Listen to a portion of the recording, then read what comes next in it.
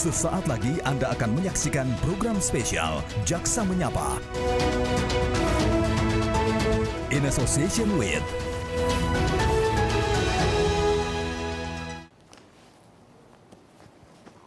Anda menyaksikan program spesial Jaksa Menyapa bersama saya Dian Mirza. Dan program ini telah menerapkan protokol kesehatan dan kami memastikan seluruh tim telah melakukan tes swab antigen sebelum memulai acara. Pemirsa, Kejaksaan merupakan institusi penegak hukum yang bertugas dalam penanganan kasus korupsi, tindak pidana umum, perdata, dan tata usaha negara. Namun dalam struktur organisasi Kejaksaan juga terdapat Jaksa Agung Muda Pembinaan atau yang biasa disebut dengan Jambin. Lalu apa saja tugas dan fungsi dari Jaksa Agung Muda Pembinaan dan mengapa keberadaannya sangatlah penting untuk memperkuat institusi Kejaksaan Republik Indonesia. Untuk membahasnya lebih lanjut telah bergabung bersama kami Jaksa Agung Muda Pembinaan Bapak Bambang Sugeng Rukmono. Halo Pak, apa kabar? Halo, terima kasih. Baik, alhamdulillah. Baik, sehat ya Pak ya? Ya, alhamdulillah, baik. Nah, ini mungkin bukan hanya saya Pak, tapi juga masyarakat. Mungkin banyak yang belum tahu apa sebenarnya tugas dari seorang Jaksa Agung Muda Pembinaan. Tupoksinya apa aja sih Pak Bambang? Baik, terima kasih. Memang Jaksa Agung Muda Bidang Pembinaan ini relatif tidak pernah tampil, artinya tidak pernah berhubungan langsung dengan masyarakat. Karena kita memang lebih banyak tupoksi kita ke dalam, ke internal, untuk secara umum mengurusin terkait dengan SDM. Yang pertama, tupoksi kita ini melaksanakan penyelenggaraan pengelolaan SDM. Jadi di bidang pembinaan ini kita cukup heterogen dalam pelaksanaan tupoksinya. Misalnya ya tadi yang pertama penyelenggaraan pengelolaan SDM. Itu mulai orang lahir sampai dengan meninggal, sampai kemudian juga mulai seleksi penerimaan CPNS sampai dengan pemberhentiannya. Itu merupakan tupoksi bidang pembinaan. Kemudian juga kita melaksanakan fungsi pengelolaan organisasi, di mana bentuk organisasinya seperti apa, pengembangannya bagaimana, next-nya seperti apa. Ini juga bagian dari tugas dan kewajiban kita di bidang pembinaan. Selain itu juga kita melaksanakan perencanaan dan pengelolaan anggaran. Jadi semua kegiatan yang dilaksanakan di Kejaksaan ini kita laksanakan pengelolaan anggarannya mulai dari perencanaan sampai dengan eksekusi pelaksanaan kegiatan-kegiatan dimaksud sampai dengan pertanggungjawaban keuangan nanti pada saatnya. Kemudian juga kita melaksanakan penyelenggaraan kerjasama bidang hukum. Ini baik dalam negeri maupun luar negeri, kita laksanakan itu bagian dari ya kewajiban bidang pembinaan juga gitu. Artinya kita ini cukup betul-betul heterogen, beda dengan bidang lain memang. Jadi ini juga perlu ada penguatan dalam hal kerjasama kita, baik antar instansi maupun dengan aparat penegak hukum lain di seluruh dunia, di dalam dunia internasional itu. Kemudian juga ada tupoksi di kita, ini terkait aset-aset kita kelola, asetnya mana saja, kita tertibkan, dan seterusnya jangan sampai hilang, dan kita bisa optimalkan pengelolaan BUMN ini semaksimal mungkin dalam mendukung tupoksi kita. Kemudian juga penyelenggaraan statistik kriminal dan penerapan sistem teknologi informasi. Ini IT kita, di mana era pandemi ini alhamdulillah kita bisa cepat beradaptasi untuk beralih terhadap ke teknologi informasi sehingga semua kegiatan ini bisa tersupport dengan baik. Dan yang terakhir ini kita ada pengelolaan terkait PNBP, penerimaan negara bukan pajak, melalui pemulihan keuangan negara, baik itu berupa barang rampasan, barang sitaan, uang pengganti, ataupun penerimaan negara bukan pajak yang lainnya. Jadi ternyata tugasnya cukup banyak ya Pak ya, tidak hanya terkait kepegawaian, tapi juga pengelolaan anggaran di sana, penerimaan pendapatan bukan pajak juga di sana. Ya, cukup Pak, kompleks kita. Ternyata kompleks. Nah, ini yang saya mau tanya lebih detail Pak, ini terkait unit kerja pusat pemulihan aset nih Pak. Nah ini kan juga terkait dengan pemulihan keuangan negara, yang katanya juga jadi muara keberhasilan penanganan kasus korupsi. Nah tugas-tugasnya apa saja Pak di bidang pembinaan dalam pemulihan aset? Ya, baik. Jadi untuk pemulihan aset ini kita ada pusat, namanya Pusat Pemulihan Aset. Kemudian tupoksi PPA ini sebetulnya lebih banyak supporting kepada bidang teknis secara langsung terkait baik itu pada saat penanganan perkaranya maupun pada saat penyelesaiannya. Artinya bahwa di PPA ini dia punya kewajiban untuk melakukan aset tracing, pelacakan aset. Karena kalau penanganan perkara ini dia hanya sekedar memproses perkaranya, menghukum orangnya tanpa ada upaya pengembalian keuangan negara juga tidak maksimal. Nah, ini tugas dari pusat pemulihan aset ini. Salah satu tugas pemulihan aset, dia melaksanakan pertama aset tracing-nya. Kemudian dari aset tracing dia cari itu data-data di mana kekayaan baik itu mulai tersangka maupun sampai dengan terpidana nanti, kalau memang asetnya tidak ditemukan itu masih kita bisa kejar terus. Baik itu nanti untuk membayar uang penggantinya, terutama biasanya yang paling banyak itu di uang pengganti itu. Kemudian juga PPA ini juga punya kewajiban untuk mengurus benda-benda sitaan. Artinya kalau barang sitaan ini tidak dikelola dengan baik, misalnya mobil gitu disita, ditaruh begitu saja tidak dirawat, nilai ekonomi pasti akan jatuh. Demikian pula misalnya barang tidak bergerak berupa tanah, aset rumah dan seterusnya, kalau ini tidak diawasi, tidak dikelola dengan baik, bahkan bisa hilang. Nah, ini bagian dari tugas kami untuk bisa memberikan supporting terhadap bidang teknis, sehingga akhirnya pada saat ada putusan pengadilan yang tetap, misalnya kewajiban terpidana membayar uang pengganti, kita sudah punya datanya, sudah punya asetnya, kemudian bidang teknis bisa melakukan upaya paksa untuk melaksanakan putusan pengadilan di endingnya itu. Gitu. Saya tertarik Pak, tadi Bapak bilang salah satu aset yang dibina di PPA tadi adalah barang sitaan. Selain barang sitaan dan barang rampasan Pak, sumber dari pendapatan negara bukan pajak apa lagi sih Pak? Ada beberapa sumber-sumber PNBP yang lain, itu selain dari uang pengganti itu bisa di sana ada uang denda. Denda ini juga bagian dari pemasukan PNBP kita, kemudian juga dari uang pengganti, kemudian dari tilang itu juga bagian dari PNBP yang bisa kita kejar, maupun pemanfaatan dari aset-aset yang ada dari BUMN kita ini, apakah itu nanti dimungkinkan untuk kerjasama dengan pihak ketiga dan seterusnya, itu juga bagian dari PNBP yang kita kejar untuk bisa kita setorkan ke negara. Baik, lantas kalau mekanisme pengelolaannya seperti apa tuh Pak? Ya, terkait mekanismenya, sekali lagi kita optimalkan koordinasi dengan pihak-pihak terkait. Seperti? Misalnya kalau dalam hal terakhir ini kita kasus Jiwasraya misalnya, ada aset perusahaan yang harus kita sita, kita kelola, kita tidak mampu mengelola itu. Nah, ini kita kerjasamakan dengan profesional, pihak yang independen, artinya yang bisa kita kerjasamakan, dan dalam hal ini kita kerjasama dengan BUMN untuk bisa mengelola aset itu sehingga keberlangsungan perusahaan ini dia tetap jalan. Kemudian dari sisi nilai ekonomi juga tetap tidak hilang, potensi itu tetap bisa kita ambil dan seterusnya. Sehingga mekanisme pengelolaan ini sudah menggunakan sistem juga, kita mengacu teknologi informasi, kita optimalkan peran TI itu. Dengan teknologi informasi ini kan juga bisa akan memudahkan dalam hal pendataan aset, kemudian dari sisi nanti ada rekonsiliasi data, sudah sesuai belum, jangan sampai nanti tercatat di Kejaksaan Negeri tetapi tidak terpantau di kita atau sebaliknya. Sehingga ini juga akan berpotensi hilang. Artinya kalau kita sudah digitalisasi data, ini akan membuat lebih mudah pengawasannya dan dalam hal pelaporan. Sehingga untuk controlling jauh lebih memudahkan kami. Baik, selama ini yang dilakukan sudah? Sudah. Kita sudah ada sistem ARSIS yang dibangun oleh Pusat Pemulihan Aset, kemudian di sana juga sudah tersambung dengan OMSPAN yang dari Kementerian Keuangan.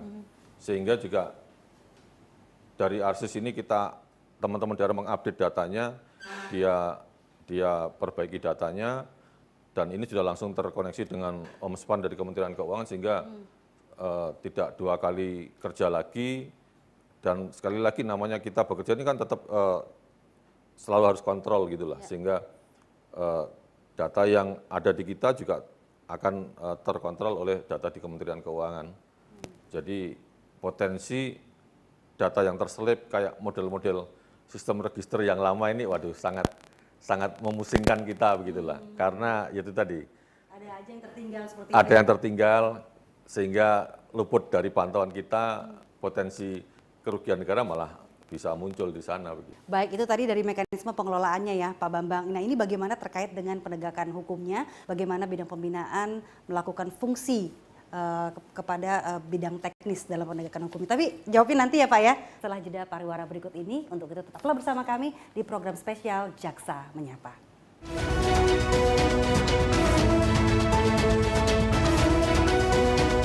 In association with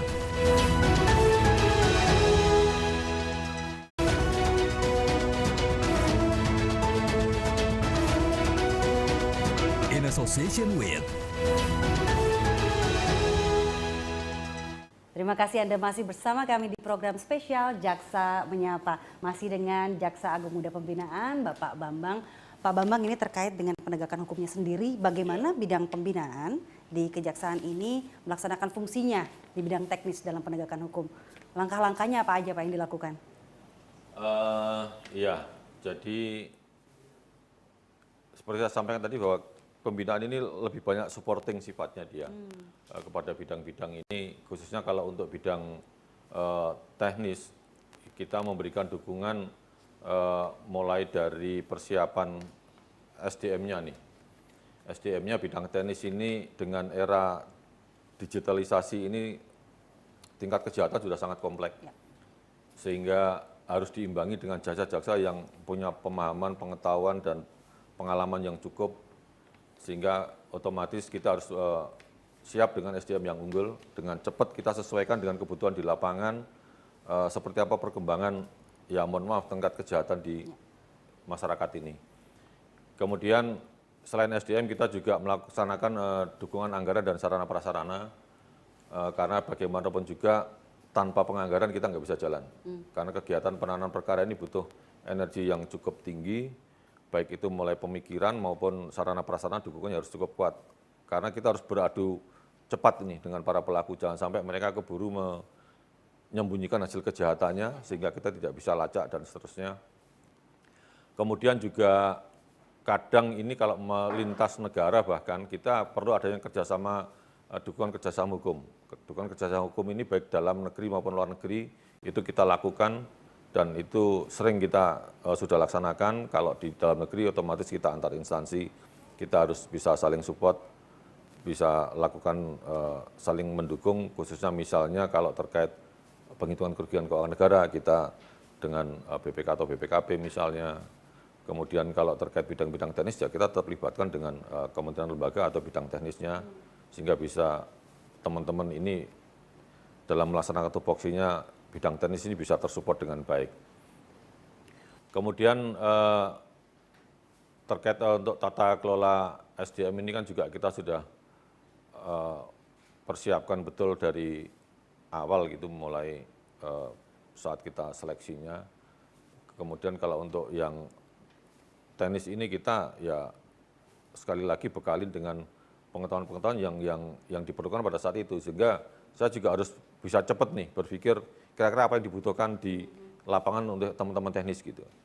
Terkait misalnya melaksanakan kegiatan kemarin Jiwasraya nih, saya harus perkuat mereka terkait asuransi, pemahaman terkait hal itu apa-apa yang diperlukan mereka. Nah, kita harus cepat support dengan menggandeng pihak-pihak tertentu untuk kita lakukan, memberikan kayak in-house training singkat gitu kepada teman-teman, sehingga paling tidak dia sudah punya gambaran dulu apa-apa sih yang terkait asuransi, misalnya pasar modal dan seterusnya terkait masalah-masalah keuangan.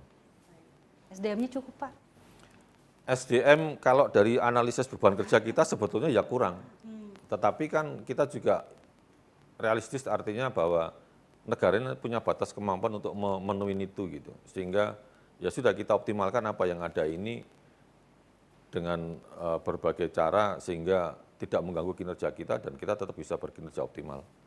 Nah, ini khususnya untuk tim yang di lapangan. Ini kan pasti banyak godaannya ya dalam bidang pembinaan ini untuk menjaga integritas di jajaran Bapak seperti apa Pak? Ya yang pertama kita bekalin lah dengan pemahaman yang cukup terhadap teman-teman untuk peningkatan integritas kita ini, apa-apa yang harus dilakukan di lapangan. Kemudian yang jelas juga pengawasan ini kita jalan terus. kita pantau pelaksanaan teman-teman di lapangan sebagaimana yang harus dia lakukan ini. Karena kalau kita temukan kawan-kawan yang melakukan kesalahan, ya pasti sanksinya kita cukup keras gitu, kita laksanakan itu. Tetapi kalau teman-teman yang berprestasi, terukur prestasinya, kita juga pasti kita kasih reward. Dan ini kita yakinkan ke teman-teman bahwa ini kita laksanakan. Sehingga teman-teman di lapangan ini yakin dia bisa lebih percaya diri dalam melaksanakan tugas di lapangan, selain penguatan di dalam pengawasan ini, kita juga hari ini kita tadi dapat apresiasi terkait dari Kemenpan ini penghargaan WBK, WBBM, wilayah bebas korupsi dan wilayah birokrasi bersih melayani, dan alhamdulillah kita juga dapat apresiasi ini bidang pembinaan, kita bisa lolos. Ini juga bagian dari upaya kita untuk memberikan pemahaman ke kita, ke teman-teman bahwa mindset kita harus beralih, jangan sampai sistem yang dibangun ini ada peluang orang untuk berkolusi dan seterusnya. Iya, ya termasuk misalnya kita buat PTSP, kita hindari pertemuan antara tamu dengan teman-teman yang menangani perkara, jangan sampai terjadi konflik of interest, serta kita berikan pelayanan kepada masyarakat ini sebaik-baiknya, sehingga dia kalau mencari informasi juga tidak harus bertemu atau mencari siapa jaksa yang menangani dan seterusnya. Tetapi sistem informasi ke publik ini kita bangun, kita siapkan sarana prasarana sehingga masyarakat akan mudah mengakses apabila memerlukan sesuatu dan ya terinformasilah ke publik begitu. Tadi saya tertarik jawaban Bapak sebelumnya bahwa semua sekarang sudah terintegrasi seperti itu. Nah, di dalam rapat kejaksaan juga tahun 2021 ada yang namanya sistem satu data ya Pak ya? Oh ya. Sistem satu data ini, Bapak bisa jelaskan Pak? Ya, tahun ini kita sudah canangkan bahwa kejaksaan ini sudah kejaksaan digital. Artinya semua sistem kita sudah mulai beralih kepada digitalisasi, dan ini bagian dari komitmen kami untuk mendukung RPJMN ini Indonesia Satu Data. Jadi kita support Indonesia Satu Data ini melalui kejaksaan, kita bangun itu IT. Memang butuh proses yang cukup panjang untuk ini bisa berjalan dengan baik, karena bagaimana kita harus merubah mindset berpikir teman-teman ini berpikir manual harus tiba-tiba berubah ke IT. Misalnya untuk persuratan, kita sudah mulai pakai namanya CPD. Jadi semua surat ini kita sudah mulai jalankan dengan sistem paperless. Jadi surat masuk diterima di PTSP ini selanjutnya sudah kita bisa real time masuk pada sistem masing-masing. Bahkan khususnya di pembinaan ini di Biro Kepegawaian, dia sudah melaksanakan untuk SK juga sudah nggak ada lagi hard copy. Jadi SK ini diproses, usulan itu sudah pakai online, mereka upload persyaratan data-datanya, Biro Pek memproses, terbit SK, kita kirim melalui email. Sehingga kita sudah nggak bersurat lagi dengan hard copy, teman-teman di daerah bisa langsung ngeprint SK-nya tersebut, baik itu SK mutasi, promosi maupun SK kenaikan pangkat. Kemudian untuk di bidang teknis kita juga sudah ada namanya CMS. CMS ini juga sudah mengakomodir semua bidang teknis terkait penanganan perkara sesuai dengan tahapannya. Artinya data-data penanganan perkara bisa kita lihat di situ, kita bisa buka di sana, dan semua informasi sudah ada di sana. Sehingga betul-betul kita integrasikan baik mulai penanganan perkaranya, kepegawaiannya, dan nanti kita hubungkan juga dengan perencanaan penganggarannya. Baik, nah ini kan digitalisasi sudah usaha untuk upgrade SDM-nya juga sedang dilakukan. Ya. Nah bagaimana dengan birokrasinya nih Pak? Karena kan cepat lambatnya proses penegakan hukum juga kan tergantung dari birokrasinya sendiri. Nah, ya. itu tapi jawabnya nanti ya Pak ya. Oke. Setelah jeda pariwara berikut, pemirsa tetaplah bersama kami di program spesial Jaksa Menyapa.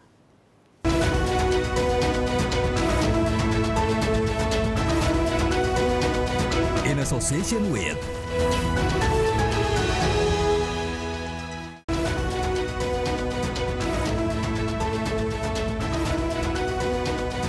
association with. Anda masih menyaksikan program spesial Jaksa Menyapa, masih bersama dengan Bapak Jaksa Agung Muda Pembinaan, Bapak Bambang Sugeng Rukmono. Pak, tadi Bapak berbicara soal mengupgrade SDM-nya, proses digitalisasi yang makin canggih di tubuh kejaksaan. Nah, bagaimana dengan birokrasinya? Kan cita-citanya Pak Jokowi ini untuk membentuk reformasi birokrasi yang efisien dan bersih. Nah, bagaimana dengan di tubuh kejaksaan mengimplementasikannya? Baik, terima kasih. Jadi di kami juga kita sudah laksanakan reformasi birokrasi, kita sudah jalankan dan semua satker kita dorong ke daerah. Di struktur kita ini juga sudah ada kabak reformasi birokrasi, artinya kepala bagian ini dia bisa concern full untuk memikirkan terkait reformasi birokrasi di kejaksaan ini, sehingga endingnya nanti pelayanan kepada publik ini bisa optimal kita berikan yang terbaik. Artinya baik itu pelayanannya berjalan lancar, transparansinya kita dapat, akuntabilitasnya dapat, dan bebas dari korupsi dan kolusi serta nepotisme. Ini kita buat sistem, kita bangun aplikasi sehingga bisa semua ini bisa kita dapatkan dari sana. Kemudian yang kedua juga terkait penataan organisasi. Ini sebagai langkah konkret kejaksaan untuk melaksanakan penyederhanaan organisasi, bagaimana yang disampaikan pidato Presiden dalam sidang paripurna MPR tanggal 20 Oktober 2019 lalu, kita juga mengikuti itu dalam arahannya di mana perlu dilakukannya penyederhanaan organisasi. Kita sudah pangkas kurang lebih 4.345 jabatan struktural kita rampingkan, kita alihkan kepada jabatan fungsional tertentu yang sudah kita alokasikan untuk teman-teman ini dari peralihan ke struktural ke fungsional.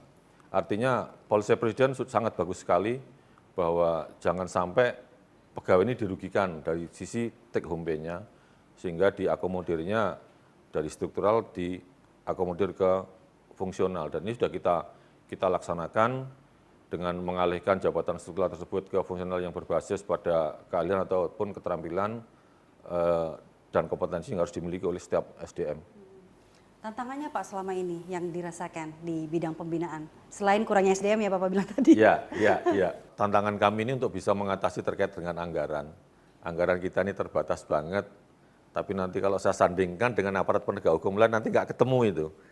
Jumlahnya anggaran di kami ini berapa, di APH yang lain berapa, karena kita tahu bahwa jaksa ini posisinya sebagai sentral dalam penegakan hukum, di mana mulai proses awal perkara ini berproses, jaksa ini sudah terlibat sampai dengan akhir di pelaksanaan putusan itu. Artinya kalau aparat penegak hukum lain itu mulai penyidik, dia khusus penyidikan, kemudian di pengadilan ini berproses, dia terkait dengan proses penuntutan dan proses penghukuman saja. Tetapi jaksa ini tidak sekedar mulai penyidikan, penuntutan sampai dengan eksekusi pun kita masih ada. Artinya anggaran itu berkesinambungan cukup banyak dan mestinya ini juga bisa bisa nyambung dengan aparat penegak hukum lain. Jadi untuk anggaran ini betul-betul kita optimalkan bagaimana semua satker ini bisa terpenuhi. Konsekuensinya memang kalau ada anggaran-anggaran nggak terpakai, ya kita lakukan revisi, kita ajukan untuk bisa saling mengisi. Kemudian juga berikutnya juga pelaksanaan penerapan digitalisasi. Terkait digitalisasi ini kami juga sedang berproses, walaupun kami sudah canangkan kejaksaan digital, ini sudah berjalan, tetapi namanya IT ini kan nggak pernah berhenti dia. Dia ini harus jalan terus dan kita harus mengikuti terus perubahan IT ini, sehingga ya kita bisa mengikuti bagaimana zaman ini harus berproses begitu. Seperti kita tahu di saat pandemi, kita nggak bisa kemana-mana, tetapi proses persidangan harus berjalan. Mau nggak mau kita harus berinovasi, kita buat sidang online. Dan seterusnya ini juga masih bagian dari PR kami untuk membangun database di kepegawaiannya kah, apakah di intelijennya kah, maupun di terkait penanganan perkaranya. Kemudian juga yang berikutnya terkait dengan penyelesaian barang rampasan dan barang sitaan. Ini antara lain terkait dengan mekanisme lelangnya, penelusuran asetnya, kemudian juga yang tidak kalah pentingnya pemeliharaan barang bukti dan barang rampasan yang memerlukan biaya yang besar, energi yang besar dari kita semua, termasuk juga pembangunan gedung penyimpanan barang bukti dan barang rampasan sehingga tidak terjadi penurunan nilai ekonominya. Ini yang masih jadi tantangan kami ke depan ini karena ya barang rampasan, barang sitaan ini kan terkait dengan penanganan perkara. Setiap ada perkara masuk pasti ada itu. Ya, satu pertanyaan terakhir Pak sebelum kita mengakhiri program ini Pak. Harapan dari seorang Pak Bambang, Jaksa Agung Muda bidang pembinaan Pak, untuk kemajuan di institusi kejaksaan. Ya harapannya nih ke depan juga jajaran bidang Jaksa Agung Muda pembinaan ini tetap harus lebih dapat berinovasi untuk pelaksanaan tugas-tugasnya karena kita harus mensupport semua bidang untuk bisa berkinerja secara optimal dan juga berbagai tantangan dan tugas-tugas berat yang masih menunggu di depan khususnya di era pasca disahkan RUU Kejaksaan ini menjadi undang-undang. Ini juga bagian tugas berat yang harus kami tuntaskan karena harus ada banyak penyesuaian-penyesuaian yang kita lakukan di sana. Namun demikian tantangan dan tugas berat tersebut harus menjadi ya pemicu bagi kita lah untuk lebih kreatif dan produktif lagi dalam melaksanakan tugas-tugas kita. Kemudian juga ada beberapa agenda yang menjadi prioritas bidang pembinaan ke depan ini antara lain misalnya kita akan meningkatkan pelatihan kolaboratif bagi seluruh pegawai. Anggaran saya terbatas, saya harus cepat meningkatkan kapasitas SDM saya. Sehingga saya akhirnya ada ide teman-teman ini untuk berkolaborasi dengan kementerian lembaga ataupun BUMN dalam rangka memberikan pelatihan misalnya dengan kalau kami ini perlu penguatan terkait pemahaman ilmu perbankan, saya kerjasama dengan perbankan. Nanti perbankan ngasih ilmu kepada kami ngasih ilmu juga terkait hukum kepada mereka. Iya. Kemudian misalnya lagi masalah kehutanan atau lingkungan hidup. Kami kerjasama dengan Kementerian Kehutanan dan Lingkungan Hidup. Mereka mengasih kami bekal terkait bidang itu. Demikian pula kami memberikan ke sana. Demikian pula dengan kementerian lembaga lain sesuai dengan isu apa sih yang kita butuhkan di sana gitu. Sehingga teman-teman jaksa ini bisa terbekali dengan baik, saya tidak perlu banyak dukungan biaya begitu. Baik, terima kasih Pak Bambang Sugeng Rukmono atas kesempatannya dan semoga semua harapannya dapat terpenuhi, rencananya dapat berjalan dengan lancar. Amin, terima kasih. 30 menit sudah kami menemani Anda, tak lupa kami mengingatkan untuk terus patuhi protokol kesehatan dimanapun Anda berada. Saya Dian Mirza, pamit undur diri, terima kasih dan sampai jumpa.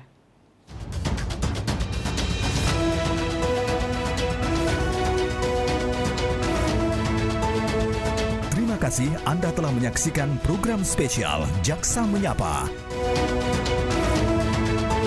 In association with